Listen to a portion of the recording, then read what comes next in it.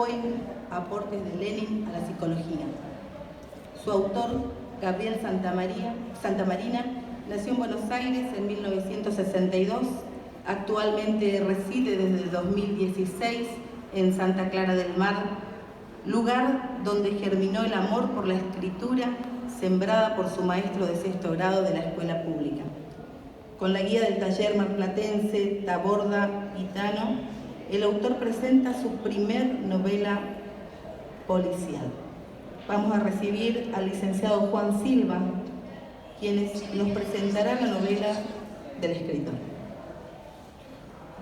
Buenas tardes, ¿qué tal? Gracias por la invitación. Un placer estar acá acompañando a Gabriel y familia, presentando esta novela que particularmente me pareció maravillosa, cautivante, muy rápida, muy concisa, muy al hueso, que creo que es una lectura que se transformó de golpe, así sin esperarme, en indispensable. Y particularmente creo que llegó a mí de una manera muy extraña y lo agradezco muchísimo. Creo que Gabriel logró con esta novela un equilibrio bastante interesante de intriga, de humor, de cultura, de tradiciones, de cantidad de cosas que, seas de donde seas, uno a medida que lo va leyendo encuentra dónde engancharse, dónde apuntalarse y sentirse muy en casa. Así que les presento al autor, que está acá a mi derecha. Él es Gabriel Santamarina y bienvenido a Formosa, y acá estamos. Bueno, buenas tardes a todos y a todas. Es un placer, un orgullo estar aquí. Ciertamente vi una publicación en Facebook hace tiempo y dije, ¿por qué no? Entre otras cosas porque no conocíamos la provincia de Mendoza, de Formosa, y era una gran oportunidad para poder hacer dos cosas novedosas para mí, que era presentar una primera novela, luego de haber sido contador público, qué acto fallido, ¿no? Porque el título no lo devolví, contador público durante muchos años, y desde hace unos 5 o 6 años dedicarme a escribir de a poquito, aprendiendo, estudiando. Y bueno, también el hecho de no conocer la provincia fue bastante seductor. Y hasta ahí es como que dije, bueno, tiro un mensaje al viento, recogido luego por la licenciada Sandoval aquí presente, que realmente me entusiasmó tanto con sus mensajes de audio y su aliento para venir, y bueno, luego Erika y Zulma, y realmente me sentí, sin haber estado nunca en Formosa, me sentí como en casa antes de viajar hacia acá. Así que, bueno, la novela, que es lo que nos convoca, este personaje Cohen tan entrañable, la verdad que ya me hice amigo, a veces no lo quiero más, pero después aparece. Quiero tomar las palabras de Juan, a quien también conocí, tuvimos unas charlas muy lindas por teléfono. Traté de hacer una obra para aquellas personas que habitualmente no leen, como yo era anteriormente, no leía mucha ficción realmente, con lo que tampoco tengo tantos condicionamientos de autores consagrados, o sea, no leí toda la obra de Cortázar o de Borges o de Bioy como para después decir, esto... A veces me sorprendo que escribí cosas parecidas, pero no, me siento en conciencia tranquila que no son plagios, digamos, que me salieron así. Y entonces dije, bueno, ¿qué me pasaba a mí cuando tenía una novela para leer en verano o en algún momento? Lo primero que hacía era tomarla donde empezaba un capítulo y ver dónde terminaba, y contaba las páginas. Entonces eran muchas páginas, yo decía, no, es mucho. Entonces todas esas cosas, después la terminaba leyendo, ¿no? Pero no, esto lo dejo para el verano, lo dejo para el sábado, o qué sé yo. Y entonces me propuse que mi novela compitiera más con la pantalla de un celular que con otra novela. De manera que no me excedí en desarrollar mucho algunos personajes o algunas situaciones, y quizás un poquito más al hueso, con una visión de, si se quiere, 140 caracteres, ¿se entiende? Y si bien es una obra que no tiene más de 120 páginas, está estructurada con más de 25 capítulos. Entonces, eso es para engañarme a mí mismo y favorecer a lo que le pasaba lo que le pasa a lo que me pasaba a mí. Un capítulo no dura más de 3, 4, 5 páginas. Entonces dice, bueno, si son 3 páginas o 5, está bien, la leo. Es más o menos el tiempo de lectura que uno puede pasar mirando Instagram, ponerse al día en Instagram, mirando posteos de Facebook o de Twitter. Bueno, esa es más o menos la idea. ¿Cómo surge la novela, si me permitís? Surge a partir de mis estudios en el taller de narrativa que mencionaba Carmen recién. Sinceramente, el primer módulo de ese taller lo hice pre-pandemia y la verdad tengo que decir que un poco me aburrí. Eran 3 horas compartiendo con otras personas, escuchando lo que leían los demás. Cuando llegó la pandemia, el taller se volvió virtual, con intercambio de WhatsApp y ese tipo de cosas, y dije, bueno, esto es en casa, me puedo esconder y demás. Entonces fueron 4 o 5 módulos de teoría y técnica, y en alguna de esas clases, los módulos son 10 clases, en alguna de esas clases apareció Cohen. Entonces después las técnicas o teorías que me iban enseñando, yo le propuse a mi mentor si las podía incorporar a la historia de Cohen.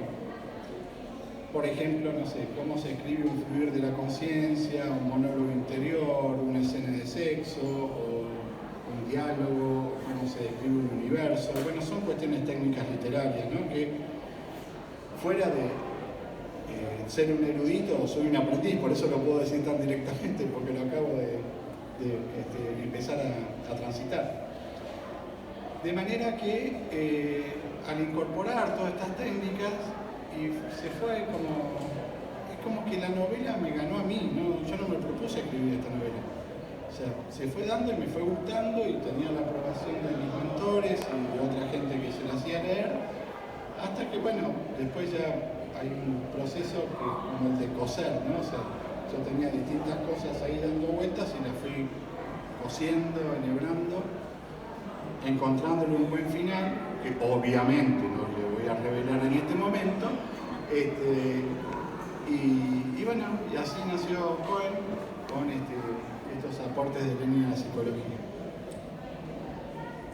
Sabes que Gabriel, desde que escuchaba haciendo la breve sinopsis de abajito, y uno, empezando por el nombre, piensa rápidamente, encuentra la palabra Cohen, empieza a pensar en judíos, lee Lenin, empieza a pensar en socialismo, el comunismo, lee psicología y va a la psicología y uno dice, bueno, ¿qué es lo que tengo en la mano? Ve una etapa muy, muy particular y es como que uno arranca el libro un poco desarmado, ¿verdad?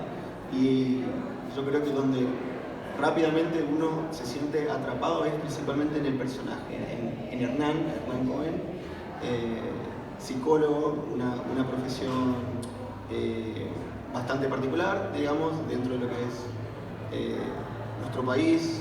Hay mucha población, digamos, todos conocemos uno, o en la familia, o con los amigos, y es como que de entrada Hernán plantea algo de familiaridad, ¿verdad? Uno piensa desde el inicio que lo conoce y de a poco, a medida que avanza el libro, lo va desconociendo cada vez más y lo va acompañando en su proceso de desconocerse y conocerse, ¿verdad? Entonces, ¿cómo fue construir este personaje para vos?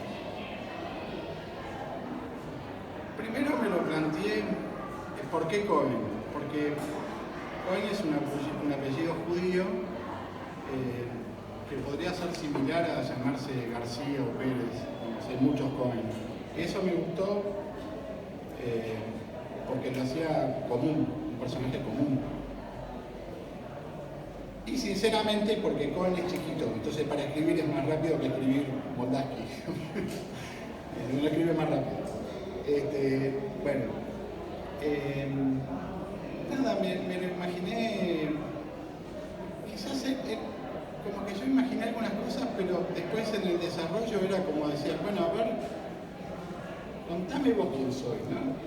Y ahí fue como armándose tanto aguas arriba como aguas abajo, o sea, yo me lo planteé como una persona de 40 años, bueno, ¿qué le había pasado cuando era chico y qué le pasó después? Bueno, desaparece. ¿No me podías presentar un poquito? La voy a presentar de chico, si les parece. Se la voy a presentar a los 40 años, porque si ustedes vienen acá, la tapa, aparte, hay una persona tocando el clarinete.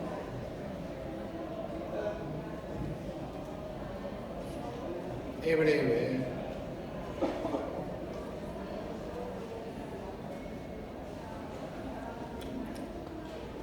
Una candelita, dos candelitas.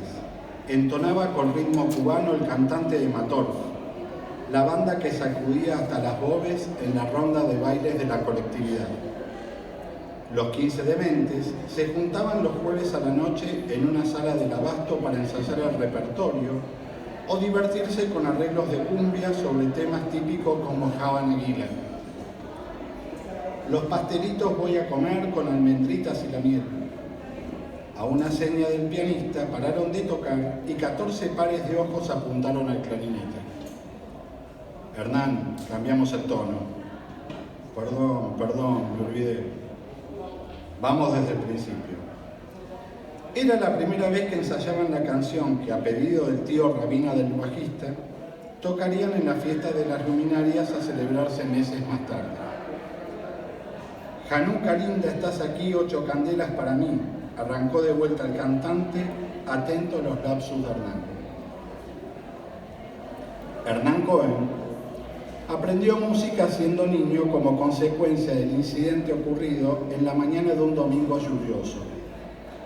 Faltaron tantos jugadores para enfrentar a Coach que el profesor de Maccabi no tuvo otra opción que ponerlo de marcador de punta derecho. La única vez que tocó la pelota fue al final del partido cuando se cruzó, distraído, delante de su arquero y un bombazo lo volteó a darle de lleno en la cara. El festejo por haber evitado la derrota incluyó llevarlo en andas a la enfermería. Sarita comprendió que su sobrino regordete nunca iba a calificar para competir en las macabianas. Días después, desenfundó el viejo clarinete del abuelo y, con el permiso de su hermano Elías, anotó a Hernán en la Academia Goldstein de Villa Crespo. Era casi medianoche. Repetían por 6ª vez el estribillo del tema para Hanukkah. El fastidio por su clarinete a destiempo dio por terminado el ensayo. Hernán perdió el último subte de la línea B de Buenos Aires, colgó el estuche al hombro y caminó por la desolada avenida Corrientes hasta el Abasto. Antes de cruzar Escalabrini Ortiz, hizo una breve parada para implorar suerte, según le recomendara miles de veces su padre, frente al monumento al maestro Pugliese. La esposa lo esperaba en el dormitorio con el erotismo de un ronquido sosegado. Mejor, pensó, mientras masticaba en la cocina el segundo niche de papa como toda cena. Bueno, esa es un poco cómo arranca la novela y cómo lo sitúa cuando era un niño. Y vamos a ver en otros pasajes que prácticamente nada él decidió, pero ante situaciones que va viviendo, él acciona, reacciona u omite, pero nunca él tiene como un plan de vida, ¿no? Volviendo a esta idea de lo familiar que nos hace sentir Hernán cuando lo empezamos a leer, destaqué desde el inicio siempre esta sensación de estar en piloto automático ante la vida, una sensación con la cual creo que muchas personas se sienten identificados, pensando un poco cómo me vería yo al dice a los 40, a los 50 también replanteándome si hasta ese momento viví lo que quise o viví lo que otros quisieran. Y Cohen más o menos uno desde el inicio empieza a ver cómo pasa de ser víctima de sus circunstancias a animarse a correr riesgos, ¿verdad?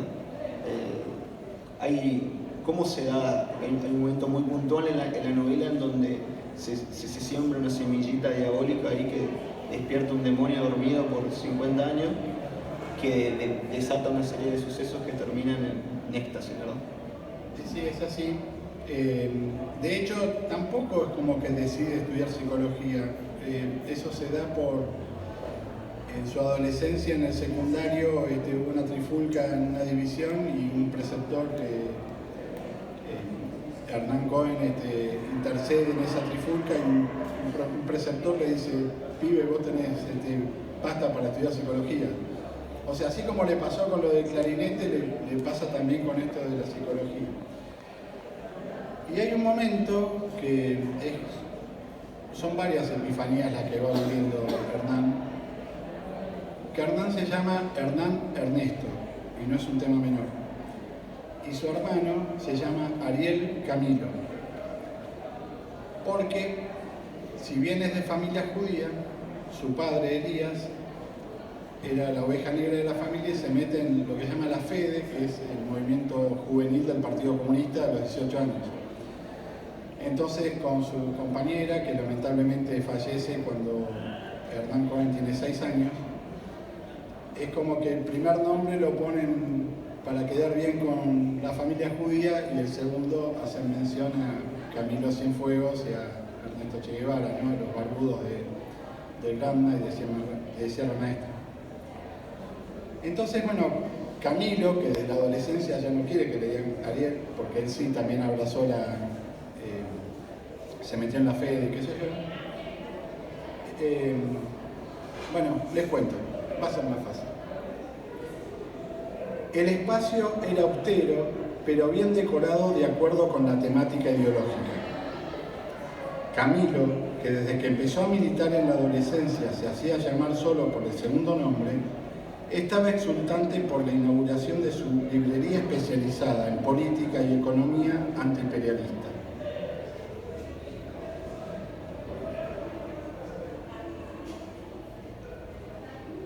Con un vaso de vino en la mano se acercó a saludar a su padre, cuya panza prominente centraba un círculo de camaradas, que eran o habían sido sus alumnos en sociología.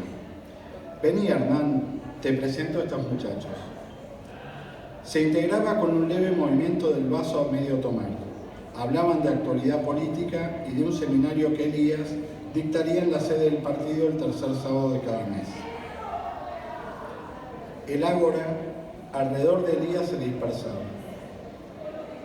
Eludió las posibles indagatorias paternas atravesando el patio para refugiarse en el sanitario que descomprimiera su presencia y su vejiga. Y acá viene lo que se llama una voz narrativa, ¿no? Es un cartel que él ve en el baño. El cartel dice lo siguiente: si no eres parte de la solución, eres parte del problema, actúa. La revolución no se hace, sino que se organiza. Lenin. Unos azulejos rotos estaban maquillados con decoraciones de último momento. Secó con papel las salpicaduras en la tabla del inodoro, enjuagó sus manos y mientras tensaba la toalla humedecida, se perturbó por las mismas palabras oídas en cientos de fallidos adoctrinamientos.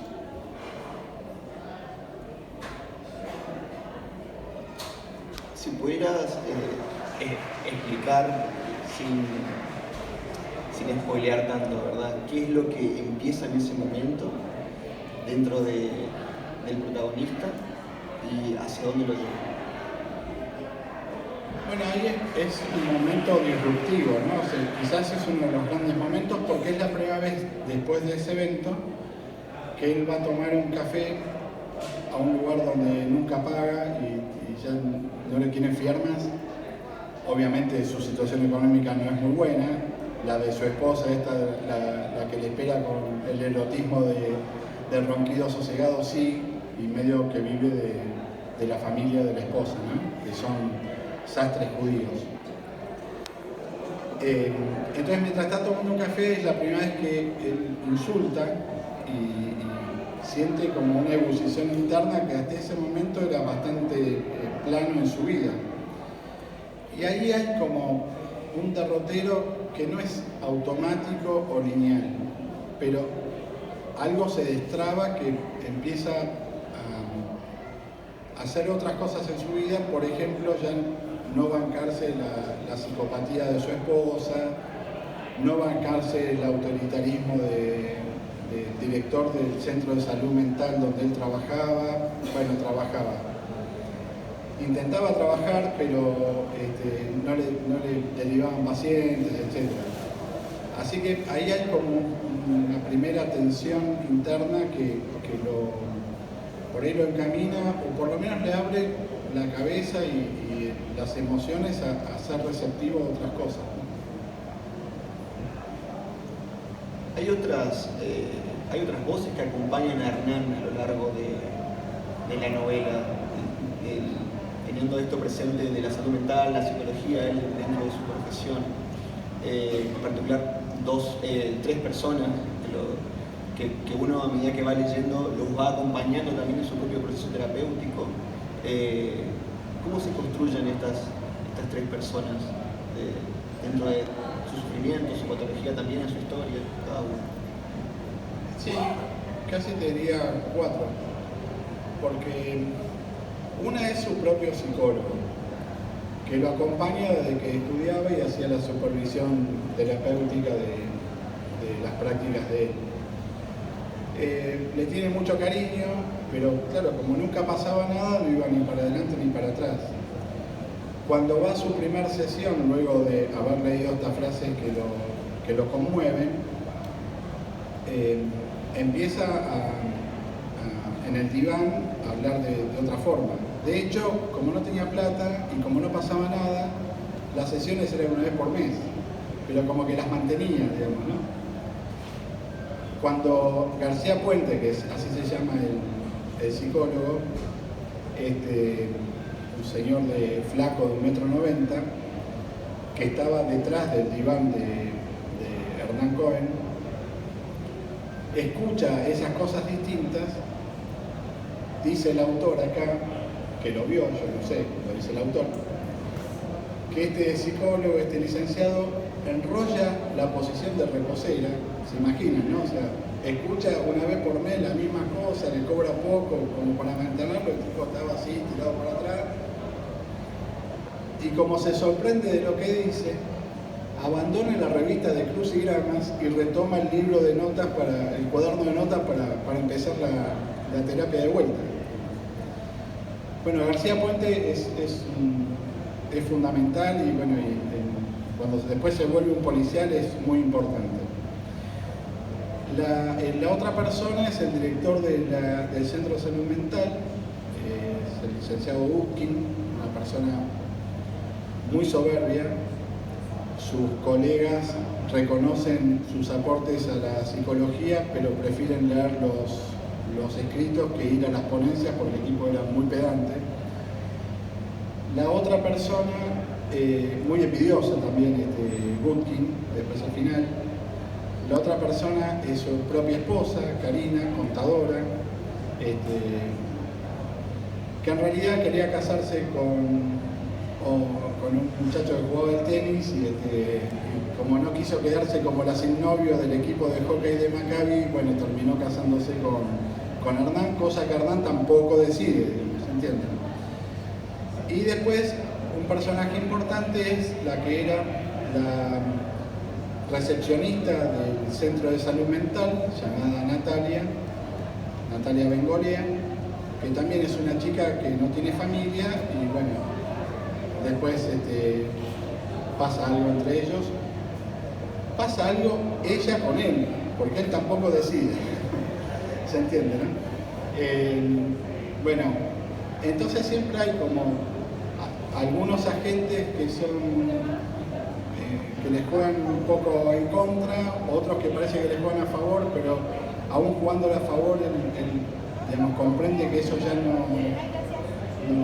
no le hace bien, y ahí empiezan una serie de decisiones a partir de haber leído mientras orinaba las frases de Lenin. Por eso son los aportes de Lenin a la psicología, ¿no? Hernán, cuando uno termina el libro le queda esta sensación de, parecen dos libros unidos, como que uno hasta cierto momento viene preparado para decir, termina así, hasta acá es, lo entiendo todo, y los últimos 15 minutos de la película entras en una tormenta de trompadas que te dejan inconsciente y te despertás al final y decís, Santa Marina, ¿fumaste algo? ¿Tuviste, no te gustó el 8 en el examen y dijiste, bueno, le meto algo para que me ponga el 9? ¿Cómo? Porque uno se entera que lee un policial cuando lo termina recién. Al principio es como incluso puede ser como un acompañamiento terapéutico a la historia, ¿verdad? Bueno, el punto es ir sembrando distintas situaciones, distintos personajes, distintos dilemas, para que después el policial tenga robustez, que se convierta en tal. De manera tal que si uno puede continuar con esa lectura, pueda llegar o no a poder percibir cuál puede ser un posible final. Entonces, yo te comentaba, Juan, si lo volvés a leer vas a ver que las pistas estaban. Juan es uno de los que no logró el final. Que me dijo justamente eso, me metiste en una Ferrari y me volviste loco. Y bueno, sí, esa era la idea. Entonces, esto que le pasa, que después de lo que lee de Lenin, y que se separa de la esposa y se va a vivir a la librería del hermano, en una sala de lectura que tenía ahí en la librería, resulta que hay 3 pacientes que en el centro de salud nadie quería, porque eran de obras sociales que pagan poco, otra era de PAMI, entonces los demás, Gabriela se ríe porque debe haber visto eso. Los demás ya quieren ir todos por los que pagan honorarios fuertes y nadie quiere esos pacientes. Pero, o sea, consiguió 3 pacientes, pero no consiguió que le dieran un consultorio. Le dieron un gabinete psicopedagógico.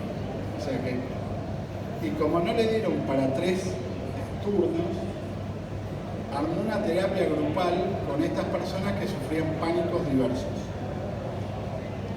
Entonces, bueno, las primeras sesiones son entre alfombra de goma eva, títeres, crayones y demás, hasta que, bueno, después, por alguna razón, las sesiones pasan a cumplirse también en la librería del hermano, que prácticamente pasa a ser su refugio, su búnker, ahí vive, ahí después le ayuda al hermano a vender libros, atiende a sus pacientes, etc.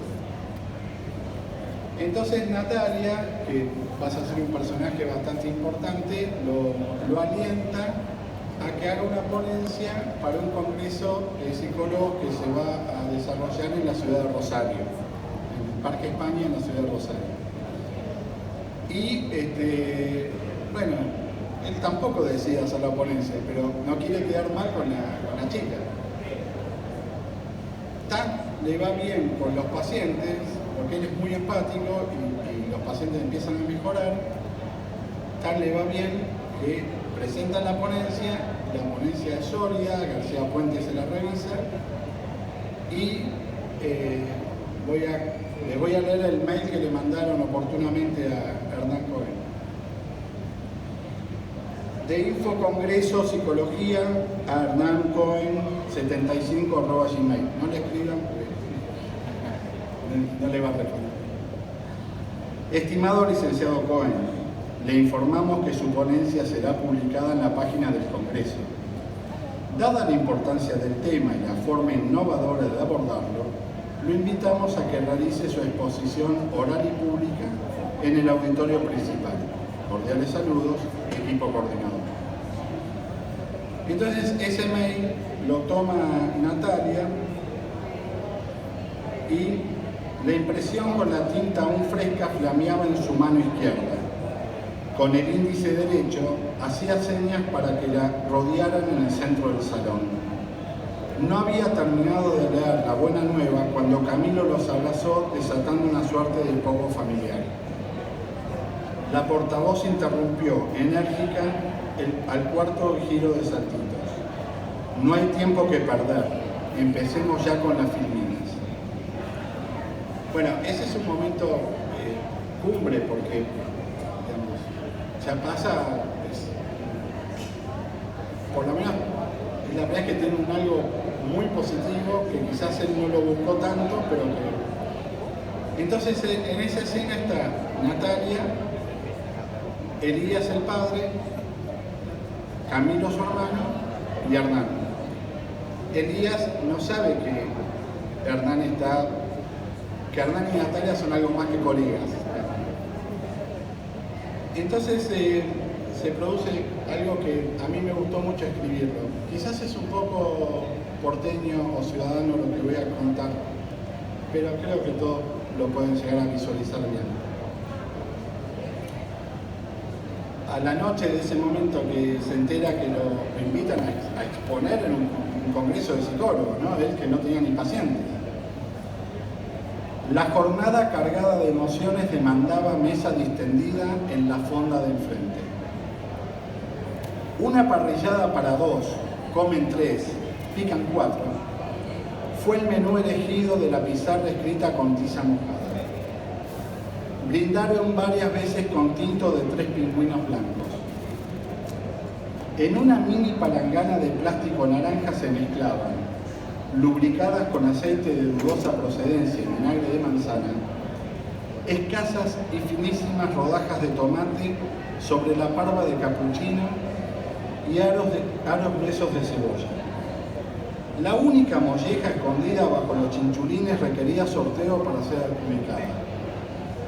Natalia sacó el más largo de los grisines del puño de Camilo y se dio la mitad del premio a su algo más que colega. Se sucedían las anécdotas seguidas de carcajadas resonantes. Disfrutaban la mejor cena que ninguno de los cuatro había tenido jamás. Hasta se olvidaron de reclamar la porción de fritas a la provenzal prometida como cortesía de la casa. Grasienta como la bandeja del bracerito con sobras de asado, la mano del gallego pasaba un trapo agrio sobre el mantel de hule. Ofreció compensar el olvido de las papas con la última porción triangular de budín de pan que había empezado como rueda en la heladera mostrador casi una semana atrás. Elías giró el platito orientando la guarnición de dulce de leche hacia Camilo y la de crema hacia su hijo mayor. ¿Viste, Nati? Desde que lo llevaba a tomar helado que me sé los gustos.